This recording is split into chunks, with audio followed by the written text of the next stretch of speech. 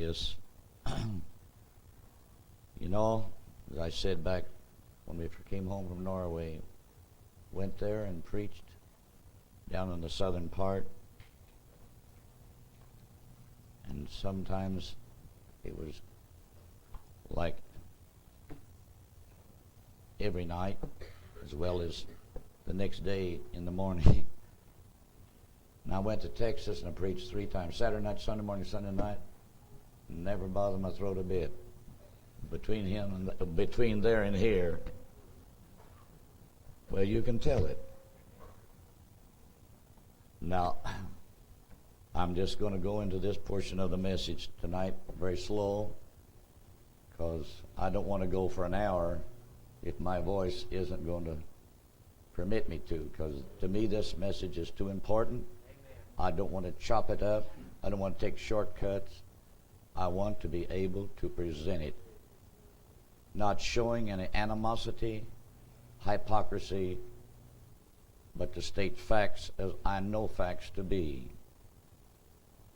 Let me take you back to 1960, when the church ages was preached. And I want to remind every preacher over this world, wherever you may be, you go back to those messages. And there in those messages of the church ages, he emphasized the gifts of the Spirit, the supernatural presence of God in his assemblies.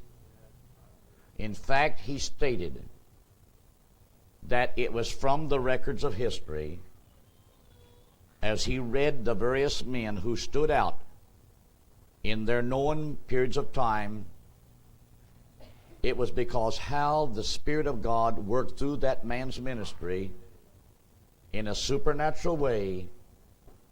It was from that he drew the conclusion, this is the man that stood out as a messenger to that age. All through the church ages, he emphasized the body of Christ, the true church, as being a body of people by which the Spirit of God could work through. And I'll never forget sitting there in these various services, I heard more than one person say, oh, I'll be so glad when God anoints me with his gift, whatever he has for my life. It is true that during the church age services, gifts of the Spirit did manifest and were manifested. And many, many persons that lived away from here, out of here, you would hear them talking to their friends. Won't it be wonderful when the Spirit of God really begins to move among us all? I heard that said more than once. It was in that interval of time between 19 and 60 in the month of December, and then the month of March and April, that people had moved in, and we began to get all of this other stuff that somehow or other was beginning to pollute the stream. Now I want to take, for instance, tonight to show you how church order, as it was made, and I want to say to every brother and every sister, because I know when I say this, somewhere there will be those who don't like it. But I can look you in the face and say, you don't worry me one bit. You weren't there. You're like the Jehovah's Witness who has to translate the Bible to fit their ideas and propagate it today in the world. You read what Brother Branham said, but out of it, you got your own message. And this is a fact all over the world. And when we look into the Bible, I remind you of the 20th chapter of Acts, verse 7. It states there how Apostle Paul, on the first day of the week, he is assembled now with the disciples in that place, and it's evening time, for the breaking of bread and fellowship. And you read what it says. And he was long time preaching into the night. Boy, that don't sound like Paul went by an order, does it? insomuch that they was up on the third story. So that wasn't a regular church house. That had to be, no doubt, a rented building. And there was a man. The crowd was pretty big, and a man was sitting in the window. And as Paul was a long time preaching in the night, oh, what if church order had been there? Paul wrote the New Testament, the biggest part of it. That's why I say, in there is church order. But it's not really church order, it's order in the church, as taught by Apostle Paul. And we can see, brothers and sisters, as he was a long time preaching in the night, this man went to sleep and fell out on the ground. Well, they thought he was dead, but Paul went downstairs and went outside, and he prayed over him. He started breathing again. And probably, brothers and sisters, they went on for a long other time. That's just one example to show you. When Brother Branham made church order, he had a reason. Because he was looking at some of these young fellows who were asked to preach at various times. And no sooner did they get in the pulpit, they actually thought they was doing God a service. They no doubt in their young way felt like they're making a big impression. And so here it comes, the word of the prophet, the word of the prophet, the word of the prophet, the word of the prophet. It's like a record with a crack in it. Well, I can see the man himself. As these things began to be reported to him, they become absolutely an aggravation to the real testimony and the image of the man himself. So rather than to go right down and get the brother or the brothers that needs to be reprimanded, he just makes an order which just prohibits you don't play that thing any more than 45 minutes at the most. But you'll never put it in the Bible. Never. I'll never forget the night the church order was played, New Year's night, 1964. We were sitting there. Brother Mayfield, the one our sister just testified about her. And we was all wondering, what was this thing going to be? And that church order tape was played. We walked out of there that night somehow or other feeling like this is a terrible blow to an element of people that really had begun to experience really the moving of God's Spirit. On the outside of the building that night, Brother Mayfield come up, and tears was in his eyes. He said, Brother Jackson, please keep your doors open, but please don't put this thing in. And that following week, we had a snow. And all week long I thought, what am I going to do? Now one of these fellows that the wife and I both have took care of, gave him a bed, she's washed his clothes and ironed his shirts. Him and his wife couldn't wait to get down home to see what we was going to do. He hung up in that snow trying to get to our house. I had to take the tractor to go and pull him out. And he just couldn't wait to see what I was going to say. We just went through the day ignoring the whole thing. And finally they left. But I'll never forget that following Sunday morning. I had to stand in the pulpit and say, as far as this church order, I didn't even stand in the pulpit. I got down in front. I said, I will not stand in the place where I've normally stood, because I'm going to put myself in a position that I speak as a man, and God can do with it whatever He wants to. I said, as far as the church order, as it has been played to us, and as we have been permitted to hear it, I will not put it here in Faith Assembly. One of the deacons and his wife right then got right up and walked out.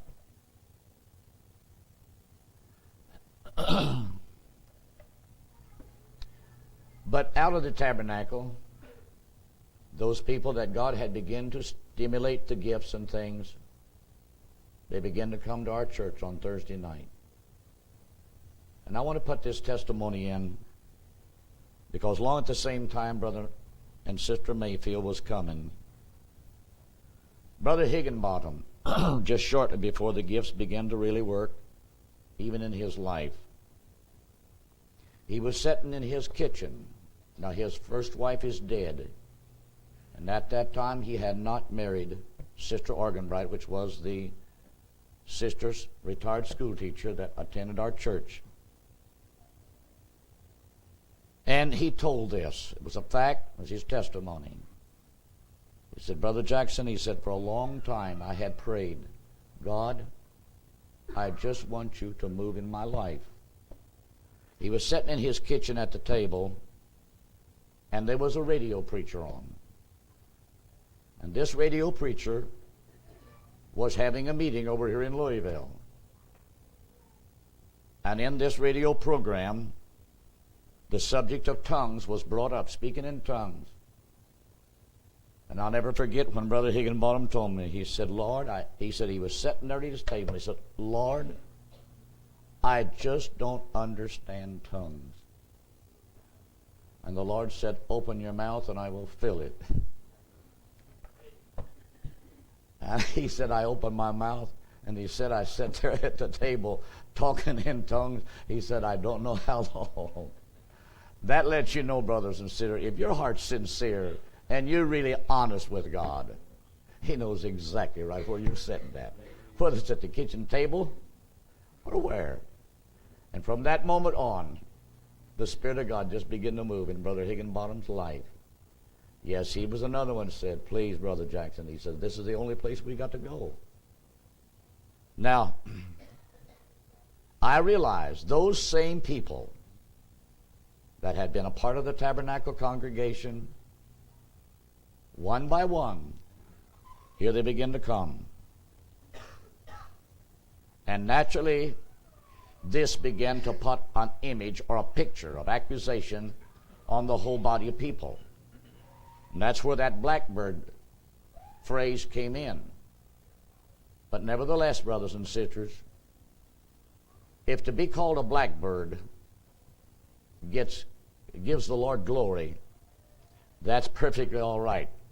Because Jesus plainly said, the servant cannot be greater than his Lord or his master. If they have called me Beelzebub, then don't feel bad if they call you the same.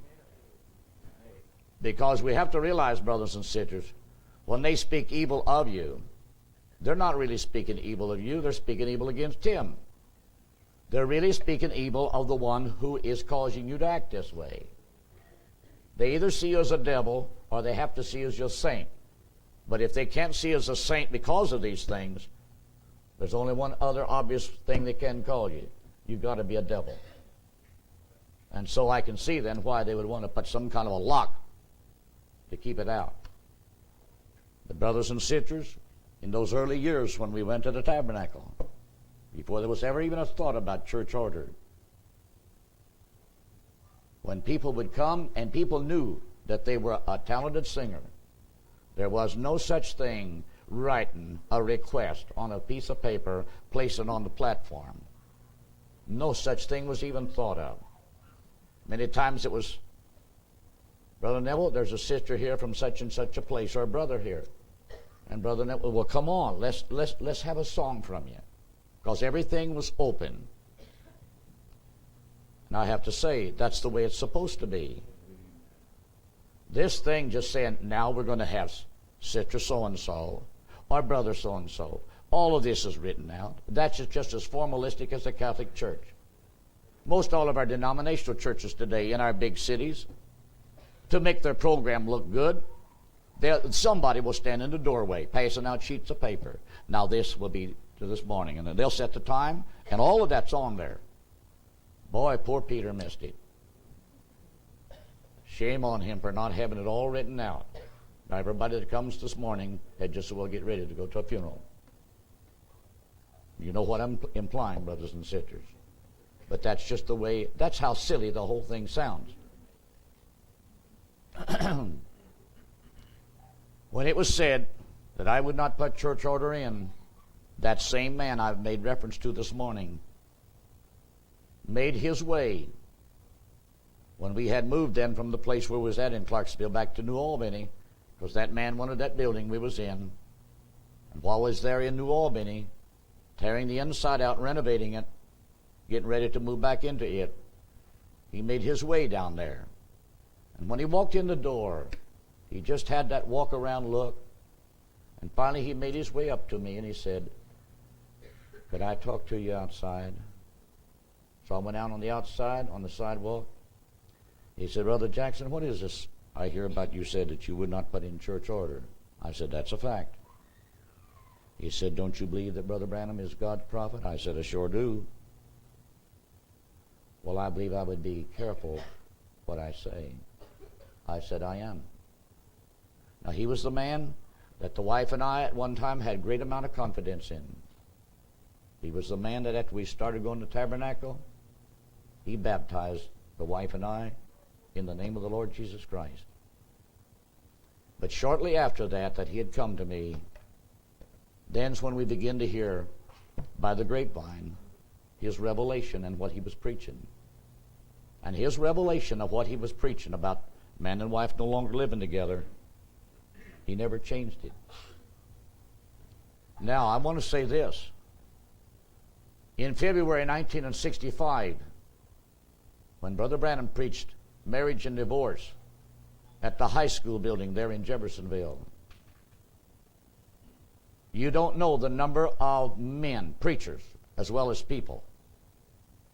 They took things that Brother Branham said in that, and through the years of time, now it is a known fact. They got a revelation that the prophet told them that they could have more than one wife. This goes on in Africa. It's went on in India. While others didn't want more than one, they divorced the one they did have that already had children by them and divorced another woman. And I happen to know one of the men that has done that was one of the men that sat right beside me on 2 or 3 occasions during the time that Brother Branham preached the church ages, and he repeatedly said, "I'll be so glad when the Lord moves in my life with his spiritual gifts. I just can't hardly wait." That man is a known divorcee and pastor in a congregation of people.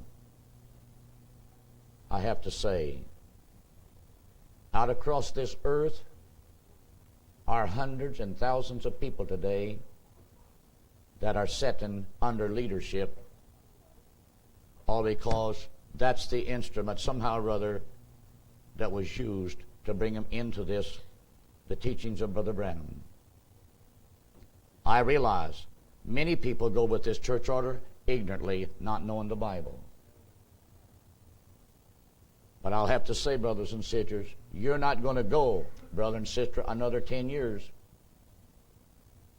and think that church order is the Word of God. Now I want to take you to a biblical setting tonight. Turn with me in St. John chapter 6.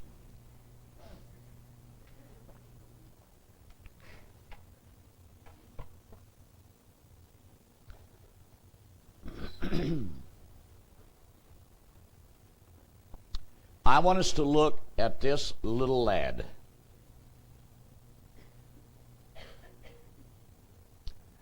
We know the finished product was Jesus has fed 5,000 men. Will you not say that's a goodly number?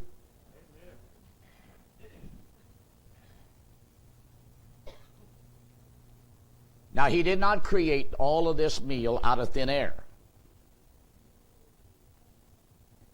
He took something that somebody had.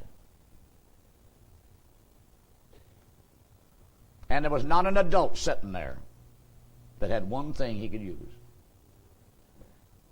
That's about like a lot of these congregations over the world today that's sitting in these places with a church order hanging over their head. 10 years ago, they might have been brought into this message. They've been sitting there for 10 years. And they think they have really seen the Spirit of God move the way it's supposed to. there is no moving of the Spirit in church order. That's why this church order was made in the first place.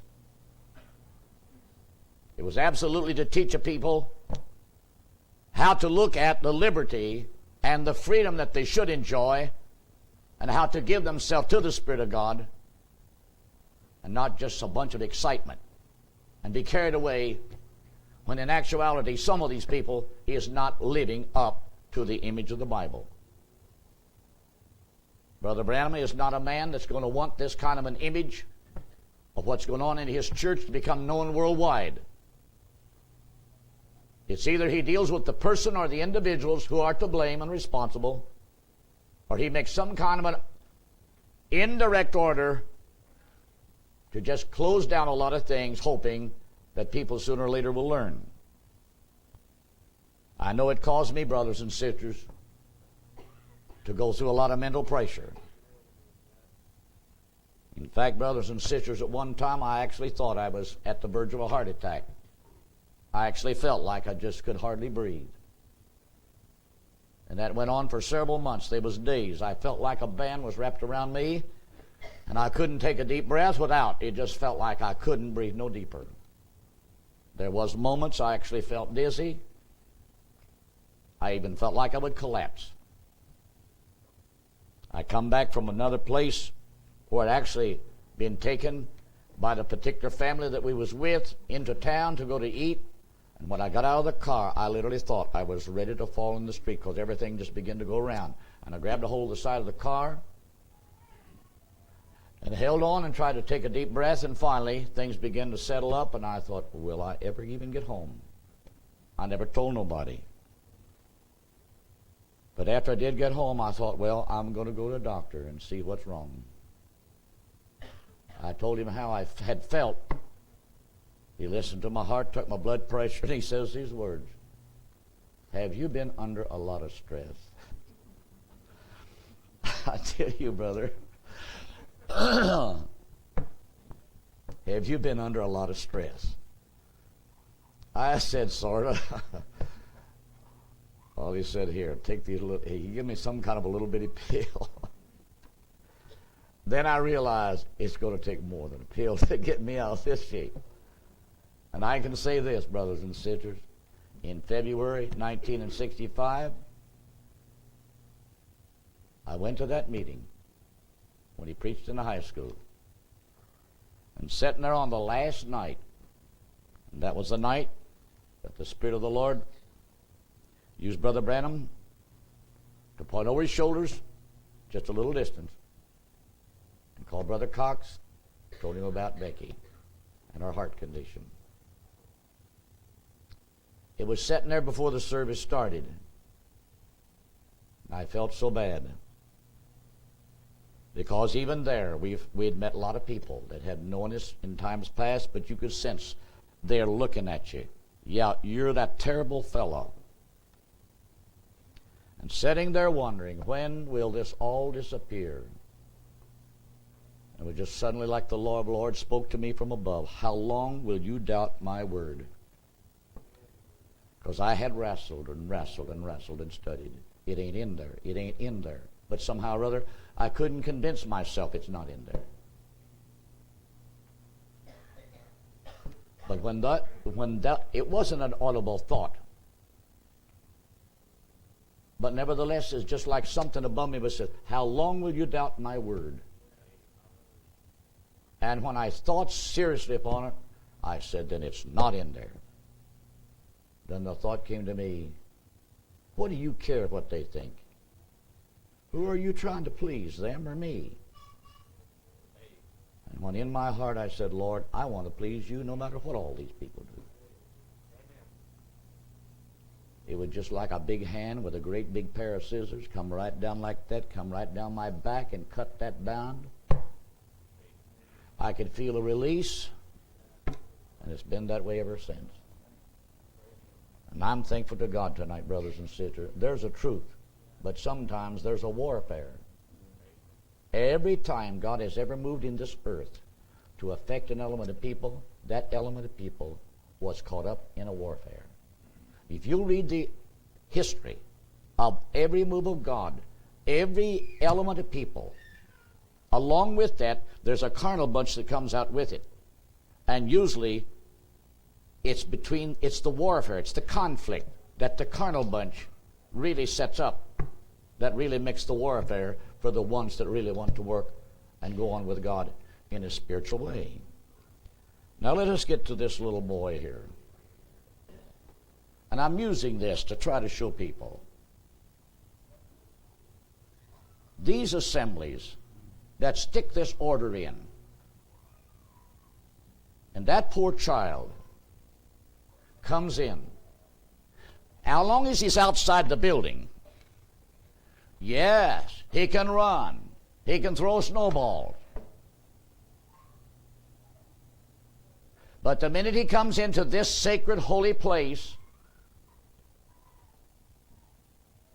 somehow or other, there is an idea. Now you are in the presence of God.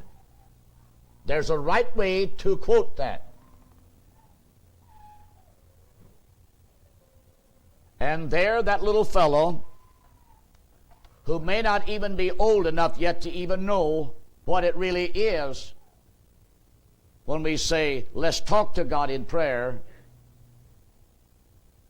there he's made to sit, look straight ahead. Don't turn your eyes. Don't even whisper.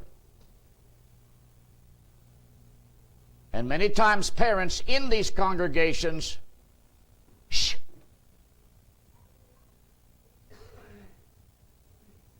When the service is over, everybody get out of here.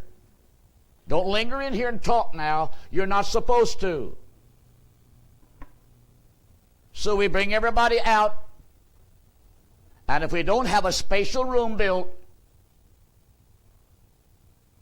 then either you go out of the building, get to your car right quick, or you do your talking on the outside. And that's why many churches, they'll have a hallway. Or if it's in an area where they can, they go on outside and the first one's out will line up. And the next one's out, will shake his hand and he stand by him. And out the door they come and they all just do this. It's like a bunch of dominoes. Until the last one is out. Now then, we're free to talk. And I have to say, that's idolatry of the first class. It's done by a lot of people in complete unscriptural ignorance. Because they really don't know whether to believe the Bible or what's been told them. And I can take you right back to the periods of history. This is always the pattern that befalls every movement. When it reaches a certain magnitude, and somehow or other carnality breaks out, somewhere man sticks his finger in to try to correct it, and it always creates the adverse effect. Let's look at this little boy. I don't know how old he was. But since it says he fed about 5,000, I'll have to say that's a goodly number of people. Adults as well as other children. Now I wonder why this little boy is in the crowd. Think of it. Think seriously of it. What causes him to be there? There's got to be other children as well as adults. I have to feel like, brothers and sisters, the Creator knows what He wants to do. And He moves upon the heart of the individual He wants to use. It may not be the route that human thinking thinks it ought to run. So I'm saying tonight, if you look at it carefully, this was a little boy whose mother was still at home. And if he had a father, he was still at home. Conditions prevailed. This little boy left home that day to follow a man he wanted to be close to. A man that has not up to this moment said anything that makes him afraid. I said afraid to be around him, or afraid to listen to him. Jesus was not a man that made people who come around him out of sincerity and respect that they felt out of place. It was only the hypocrite or the self-righteous or somebody that wanted to try to catch him in some statement just to humiliate him. Everybody else felt at ease. This little boy, no doubt, had been around where Jesus was at before. On this particular occasion, he's probably said to his mother, "Mommy, can I go follow Jesus again tomorrow?" And she probably said, "Sonny, there's no better place for you to go and follow anybody. Yes, by all means you can." At least she knew he wouldn't be in a bad crowd. And at least she knew this little boy is fascinated. He's attracted to something that stimulates his interest. So out of her love for him, she says, "Sonny, I'm going to fix you a little lunch. I don't know what the people will do, but at least I'm going to fix you a lunch." Isn't it a tragedy that God sometimes has to reach down and use a child when adults go to church unprepared and come home with nothing? And I'll have to say that's what happens in a lot of church order circumstances. They went there, they've heard words, they sung a song, they went through the formality of it. But the end result is as dead can be. It's just like going to a Catholic church. Now Jesus, in the Spirit, knew exactly what he was going to do, because he was fulfilling what the Father had already showed him. He deliberately took them into an area where there's no hot dog stands, nor any kind of concessionary places on the route. Way out there, far from McDonald's, Hardee's, and the donut stand. You read it. And then Jesus says to Philip, "I think it's about time that we ought to feed these people." What a statement. Way out here. And Philip says, now he knew how much money there was in the crowd. And he says, "Master, 200 pennies worth of bread. That's not enough to feed these." But he said this to prove Philip. But Andrew, always standing by, when there always seemed to be a question or a need arise, which was Simon Peter's brother, he said, "But there's a little boy here, a little lad, got a lunch." Read it.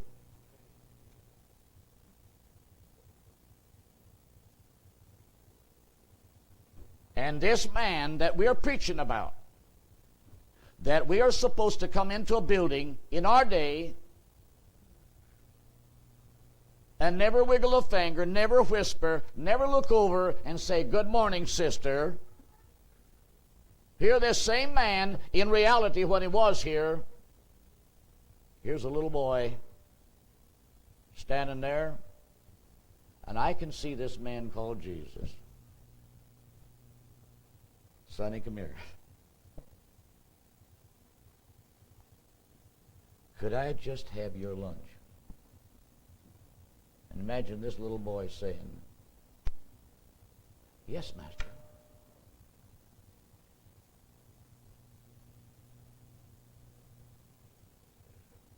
You hardly ever hear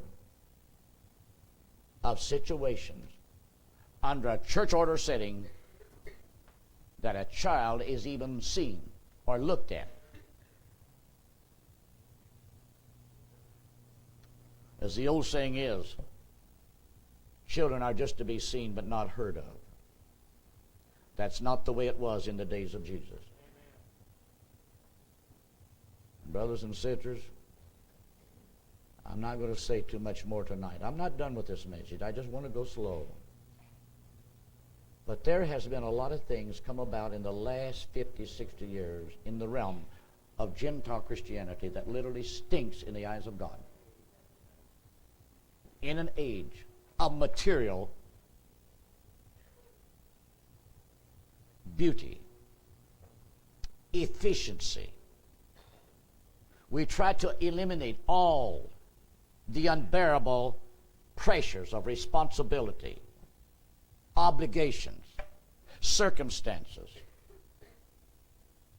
This causes churches that are filled with nothing but carnal gripers.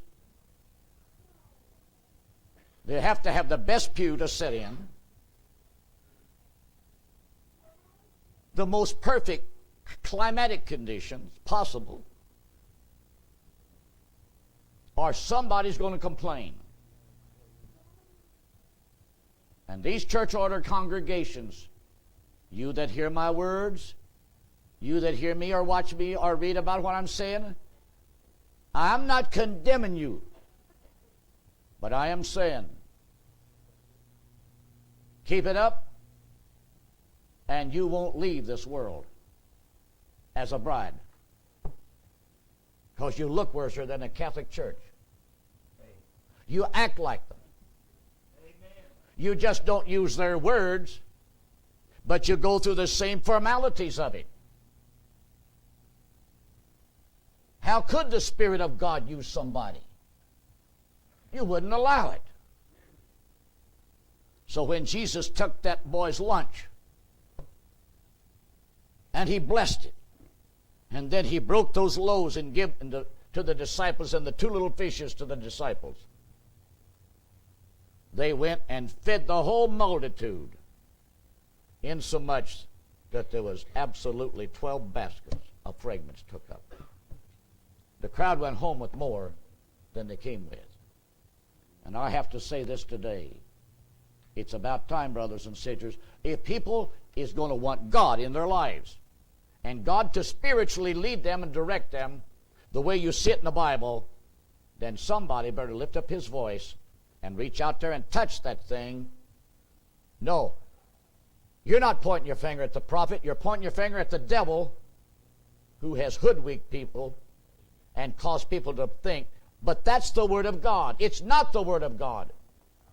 It's an order made as a man was faced with a problem.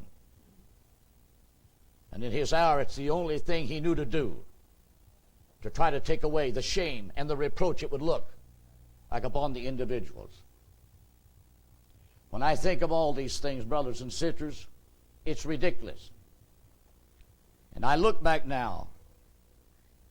I am nothing, but I want to thank you people that has stood with me. Shortly then after the church order is made,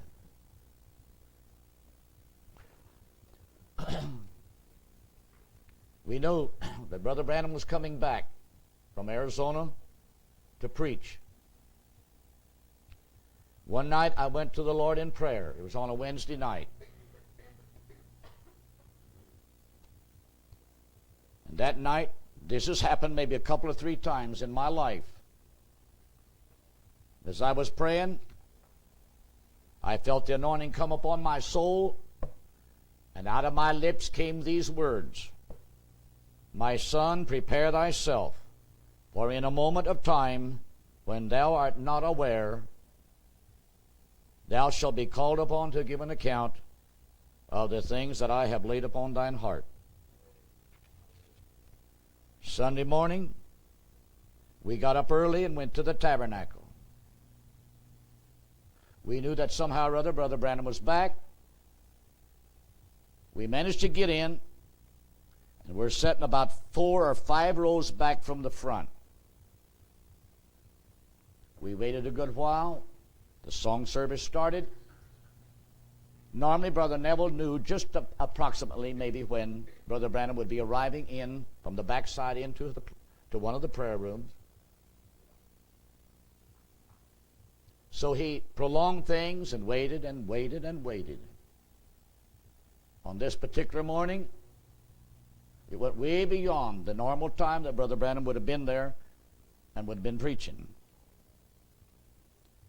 Directly the door from the prayer room opened, and Brother Neville was motioned to come over to the door. And he was told, Brother Branham is sick in bed, and he cannot come down to the tabernacle this morning. After Brother Neville was given this message, the door is shut. He comes back before the platform. He asks us for a song to be sung. So there's another congregational song, I believe the way it was. And sitting there, not even knowing what's about to take place, directly Brother Neville, at the end of the song, he said, I feel led this morning, since the situation and circumstances has come about the way they have, that we'll have Brother Junior Jackson to come and bring us the morning's message. And this come flowing right through my mind. Little did they realize what they're going to hear. Because for a long time I had read Daniel in the 2nd chapter. After Daniel had interpreted Nebuchadnezzar's dream, you read it. The next thing was, Nebuchadnezzar got the idea. He made a great big image. And he stuck it out there in the plains. Must have been a monastery. And he sent the announcement out. Now on a certain day, and a certain hour, in a certain moment, when all the horns and the trumpets and the flutes and all of this make the sound, everybody in every province fall down and worship towards this thing. Now there was 3 Hebrew children, Shadrach, Meshach, and Abednego. They were never to worship idols. And for a long time I had wondered, who was that idol of? Because we notice in the setting, Daniel is the silent figure. So here I am standing on the platform, and I announced my message, reading between the lines. I told this story. And I said, now a lot of people thinks that this was just an anonymous image stuck out there. But I said, keep in mind, these 3 Hebrew children were forbidden by law to worship any idol. But I ask you a question. How come Daniel is not in the picture? He's a silent person. Daniel's a Hebrew also. Daniel knew that king had made an idol of him. It was the only way Nebuchadnezzar could actually somehow or other relate to this invisible God that this man moved under his influence. Because he referred to Daniel as the man in whom the gods dwell. No, Nebuchadnezzar wouldn't ask Daniel to fall down before his own image. But he sure did everybody else. And I said, these 3 Hebrew children are not about to worship an idol of their own fellow brother. And I brought it out. That's just like us Gentiles today. We've got a people that want you to worship the messenger to the age. I don't know how some took it, and right now don't even care. But I did hear Brother Branham say later in a certain message, he even referred to that statement. Who was that image of? It was Daniel. It's the first time I'd ever heard it from somebody else. So I'm just saying this tonight, brothers and sisters. If you just want to think that you're going to be spiritual by submitting yourself to church order, you'll never know what it is to prophesy. You'll never know what it is to interpret. You'll never know what it is to have a spiritual dream. Really something that's edifying to God's people as a whole. And I have to believe tonight, brothers and sisters, we're getting too close to the end. Somewhere throughout the ends of the earth, in all of the people that's heard about this man, there's a people in all of this. God wants to move on their lives, in their lives, and get them where they can live and walk with Him. And as they do, Brother Branham plainly stipulated in the church ages that his church will be a church, a body of people, in which the Holy Ghost will work. There will be gifts. They're there for the edifying. God never did take them away. But then after church order, after the seals, and then church order, and the later years, here they begin to come. We don't need the gifts of the Spirit now because we've got the perfect thing. If they'd have had the perfect thing, they wouldn't have drawn the pictures they have of all the confusion and the revelations and the doctrines and the things they have propagated around the world. What we heard was something from God, how to get back in to His Word, where God could take our hearts and lives and bring us into a perfect understanding what a Christian life is in its perfective walk, in its finished state of condition. And God has a church that's not just a system of people like Baptists, Methodists, Presbyterians, but a people in which the Spirit of God lives and dwells. And I have to say, brothers and sisters, as I close this portion of it tonight, God will have a people that are filled with His Spirit and led by that Spirit. And they will not be bound under some kind of a human order. They will know exactly what order in the church is because it'll be the way the Bible brings it out. And there will be a joy, there will be a freedom, and there will be a love, because it's the fruits of the Spirit of God that's going to cause the church to really shine for His glory. Heavenly Father, tonight, Lord, I just pray that you'll take these words, put together a picture, Lord, of things that human beings can understand. We're not asking to be an idol, anything, Lord, spatial, but help us to be something, Lord, that you can use. Bless my brothers and sisters, wherever they be throughout the world. Lord, you lead your children. You bring them out. You set them in place in the body where you want them. And may you anoint them, Lord, with your Spirit and presence.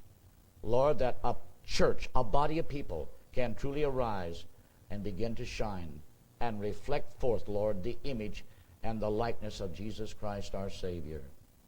We ask all these things in Jesus Christ's name.